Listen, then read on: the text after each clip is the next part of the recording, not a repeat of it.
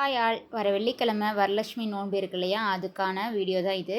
வெள்ளிக்கிழமை பூஜை அப்படிங்கனால வியாழக்கிழமையும் வீட்டெல்லாம் க்ளீன் பண்ணிவிட்டு சுத்தம் பண்ணிவிட்டு பூஜை சாமானெல்லாம் வாஷ் பண்ணி வச்சுக்கணும்.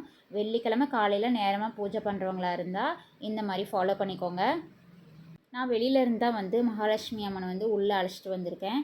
நிலவாசலுக்கு முன்னாடி நம்ம ஆர்த்தி எடுத்துகிட்டு உள்ளே அழைச்சிட்டு போய் எந்த இடத்துல பூஜை பண்ணுறோமோ அந்த இடத்துல மாக்கோலம் போட்டுட்டு அதுக்கு மேலே பூஜை மனை வச்சுட்டு அதுக்கு மேலே மகாலட்சுமி தாயார் வச்சுட்டு அதுக்கப்புறம் தாமரைப்பூ இருந்தால் அது வச்சுக்கோங்க. அது இல்லைன்னா வாசனை மிகுந்த மலர், மல்லிகைப்பூ, குண்டு மல்லி இருக்கு இல்லையா, அந்த மாதிரி மலரை வச்சுட்டு நம்ம குத்து விளக்கு கண்டிப்பாக நம்ம ஏற்றி வைக்கணும். குத்து விளக்கு இல்லை அப்படின்னா மண் விளக்கு குத்து விளக்கு இருக்குல்ல, அது மாதிரியாவது யூஸ் பண்ணிக்கணும். அதுக்கப்புறம் எல்லார் வீட்லேயும் காமாட்சி அம்மன் விளக்கு இருக்கும், அதில் நம்ம தீபம் ஏற்றிக்கலாம்.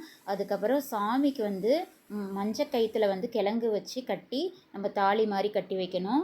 அதுக்கப்புறம் குலதெய்வ சொம்பில் தண்ணி எடுத்து வச்சுருக்கணும். அதெல்லாம் நம்ம ஃப்ரைடே பண்ணுவோம்ல, அது மாதிரி தான். அதுக்கப்புறம் பூஜைக்கு சுவாமிக்கு படைக்கிறது வெத்தலை, பாக்கு, பழம் கண்டிப்பாக அது வச்சு படைக்கணும். அதுக்கப்புறம் மகாலட்சுமி பிடிச்ச மாதுளம் பழம், மரநெல்லிக்காய் அந்த மாதிரி பிடிச்சது வச்சுட்டு அதுக்கப்புறம் நம்மளோட விருப்பம் தான், எது வேணாலும் வச்சுக்கலாம். அப்புறம் தாம்பூலம் கண்டிப்பாக 3 பேருக்காவது கொடுக்கணும்.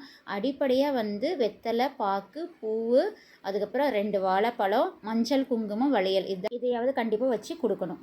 அதுக்கப்புறம் இன்னும் சீப்பு, கண்ணாடி, மெஹந்தி இது மாதிரியும் கொடுக்கலாம். அவங்கவுங்க வசதிக்கு ஏற்ப நம்ம கொடுத்துக்கலாம். இந்த மாதிரி கொடுக்கும்போது நமக்கு ரொம்ப ரொம்ப நல்லது. கொடுக்குறவங்களுக்கும் நல்லது, வாங்குறவங்களுக்கும் நல்லது. அதுக்கப்புறம் கண்டிப்பாக சுவாமிக்கு நெய்வேத்தியம் படைக்கணும். கண்டிப்பாக முக்கியமான ஒரு விஷயம் லக்ஷ்மி தாயாரை கும்பிட்றதுக்கு முன்னாடி பிள்ளையார் மஞ்சளில் பிடிச்சி நம்ம வைக்கணும். இது கண்டிப்பாக செய்யக்கூடிய விஷயம். பிள்ளையாரை நம்ம கும்பிட்டுட்டு அதுக்கப்புறம் குலதெய்வ சாமியை கும்பிட்டு அதுக்கப்புறம் தான் நான் மகாலட்சுமி தாயாரை கும்பிடணும். இதை பற்றின லாங் வீடியோ கீழே டேக் பண்ணியிருக்கேன், கண்டிப்பாக மறக்காமல் பாருங்கள்.